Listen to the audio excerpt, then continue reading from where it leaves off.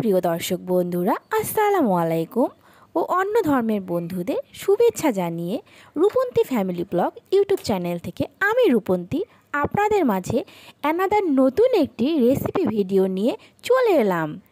আমার আজকের রেসিপিটি থাকছে তেহেরি রেসিপি। রেসিপিটি দেখতে থাকুন, আশা করি ভালো লাগবে। বন্ধুরা, আমার সাথেই থেকো। আমি কড়াইটা চুলায় বসিয়ে দিয়ে তেল দিয়ে দিলাম। তেলটা দেওয়ার পরে তেজপাতা, দারচিনি, লং সব কিছু একে একে মশলাগুলো দিয়ে দিলাম তেলের মধ্যে। এখন একটু নাড়াচাড়া করব, তাহলে ফ্লেভারটা সুন্দর আসবে। দারচিনি এখানে ছোট এলাচ দিয়েছি, বড় এলাচ দিয়েছি, লং দিয়েছি। সবগুলো গরম হয়ে আসার পর এখন আমি এখানে 1 পিস পেঁয়াজ দিব। কিছু পেঁয়াজ রেখে দিব, পরে অ্যাড করার জন্য কিছু পেঁয়াজ রেখে দিলাম। এখন সবগুলো একে একে ভালো করে নেড়ে চড়ে নেব।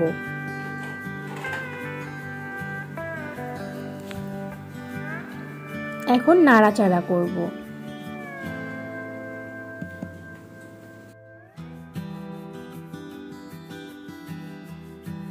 পেঁয়াজগুলো লাল হয়ে না আসা পর্যন্ত আমাদেরকে নাড়তে হবে অনবরত।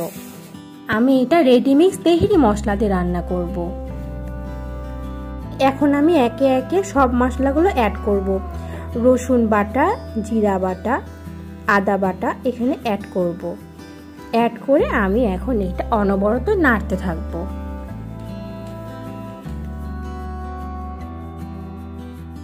ভালো করে নাড়তে হবে, তাহলে এটা পুড়ে যাওয়ার ভয় থাকবে না। পুড়ে গেলে ভালো লাগবে না, কালো কালো ভাব একটা আসবে। এই জন্য এটা বারবার করে নাড়তে হবে।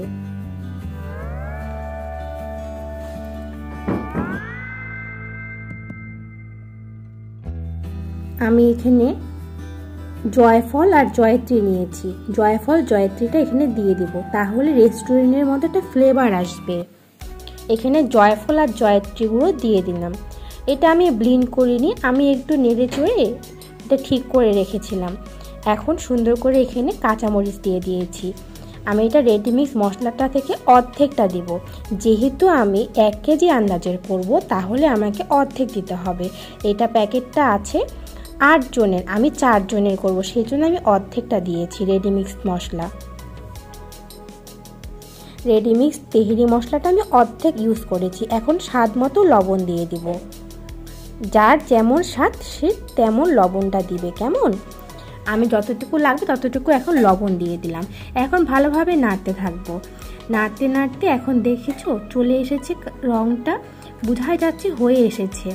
এখন যে বাকি পেঁয়াজটুকু রেখেছিলাম ওই পেঁয়াজটুকু দিয়ে দেব এখানে, তাহলে সুন্দর একটা ফ্লেভার আসবে, সুন্দর একটা কালার আসবে।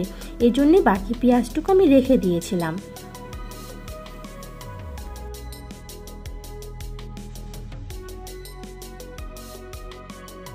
নাড়তে নাড়তে যখন একটা ভালো কালার চলে এসেছে, দেখো, দেখেই মনে হচ্ছে এটা হয়ে এসেছে। এখন আমি এখানে একটু পানি অ্যাড করব। কিছু পরিমাণ পানি অ্যাড করলাম। পানি অ্যাড করে একটু নাড়াচাড়া করে এটা ঢাকনা দিয়ে রেখে দেবো 5 মিনিটের জন্য।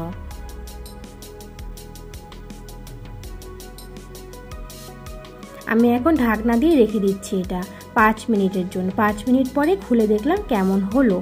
কালারটা সুন্দর এসেছে বন্ধুরা, দেখে নাও কালারটা কি সুন্দর এসেছে। এখন আমি 1 কেজি পরিমাণ গরুর মাংস অ্যাড করব।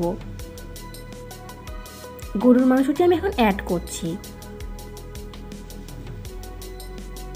গরুর মাংসটা আমি ছোট ছোট করে পিস করেছি তেহেরির মতো, তাহলে খেতেও ভালো লাগে, সুস্বাদু লাগে, দেখতেও ভালো লাগে। এর জন্য তেহেরির মতোই আমি কেটে রেখেছি। এখন ভালোভাবে নাড়াচাড়া দিব।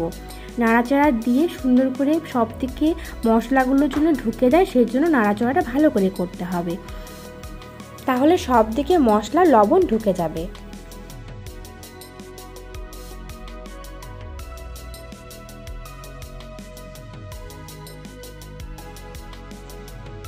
সুন্দর করে নাড়াচাড়া করে এটা এখন সুন্দর করে 10 মিনিটের জন্য রেখে দেব ঢাকনা দিয়ে।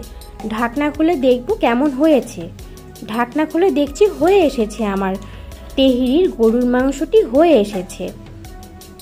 এখন একটু ভালো করে নাড়ানাড়ি দেখবো। নাড়ানাড়ি করে দেখো, বোঝা যাচ্ছে হয়ে এসেছে। এখন পুরোপুরি সিদ্ধ হয়ে গেছে গরুর মাংসগুলো।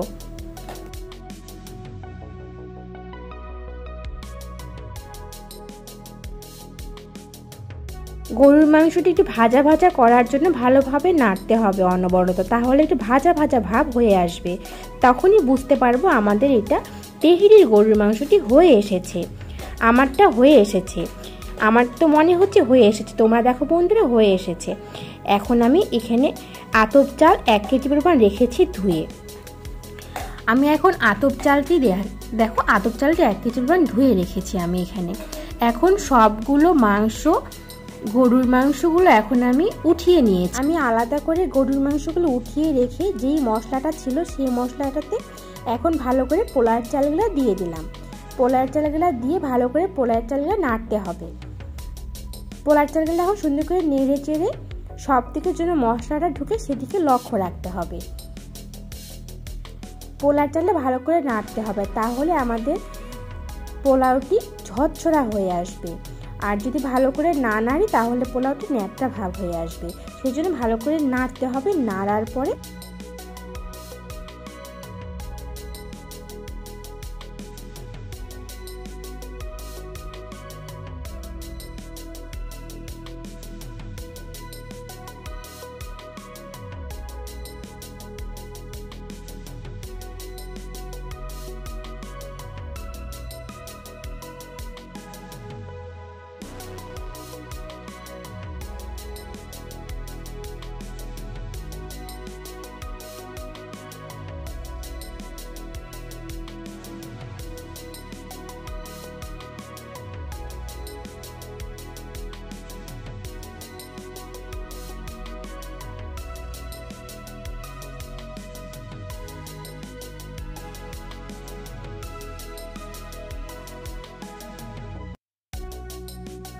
সুন্দর করে নাড়তে হবে। নাড়া হয়ে গেলে আমি এখানে পানি অ্যাড করব। যতটুকু পরিমাণ 1 কেজি চালে পানি লাগে সেই পরিমাণ পানি অ্যাড করছি। আমি এখানে পানিটা অ্যাড করে দিলাম। পানিটা অ্যাড করে দিয়ে সুন্দর করে নাড়াচাড়া করব।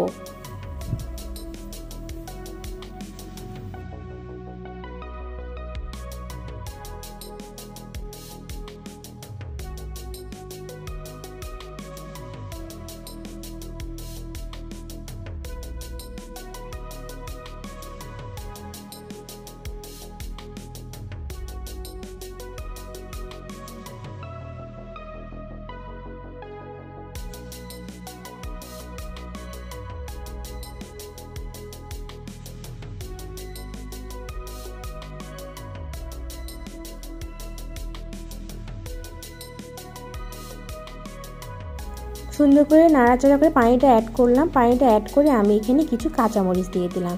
এখন কিছু গুঁড়া দুধ ইউজ করব। গুঁড়া দুধটা দিলে ভালো লাগে। তোমরা চাইলে লিকুইড দুধটাও ইউজ করতে পারো। আমি গুঁড়া দুধটা ইউজ করেছি।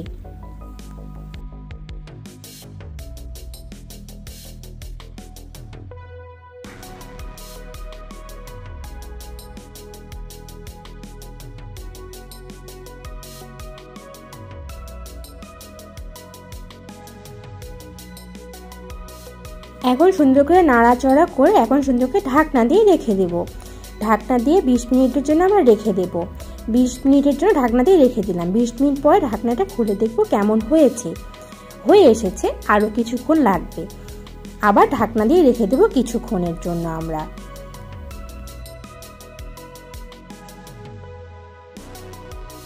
আমরা এখানে কেওড়া জল ইউজ করব।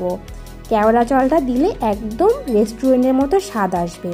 এখানে কেওড়া জলটা ইউজ করলাম। এখানে কিছু সয়া সস ইউজ করব। তারপরে যেই মাংসগুলো রেখেছিলাম, এই যে এখানে আমি মাংসগুলো রেখে দিয়েছিলাম, এখন সেগুলো অ্যাড করব। অ্যাড করে সুন্দর করে নাড়াচাড়া করে কিছুক্ষণের জন্য ঢাকনা দিয়ে রেখে দেব।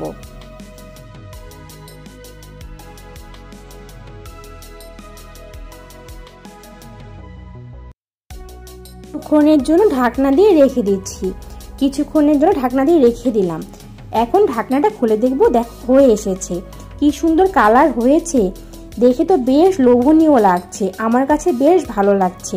তোমাদের কাছে কেমন লাগছে কমেন্ট করতে ভুলবে না বন্ধুরা। কেমন?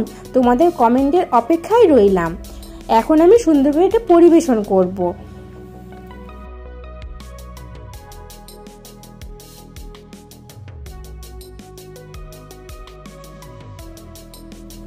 কালারটা কি সুন্দর হয়ে এসেছে, একদম পারফেক্ট বাবুর্চিদের মতো।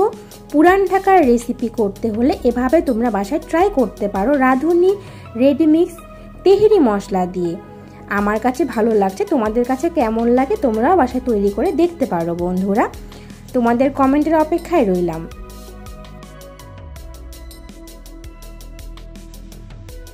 ধরনের নতুন নতুন রেসিপি দেখতে হলে চ্যানেলটি সাবস্ক্রাইব করে বেল আইকনটি প্রেস করে রাখো।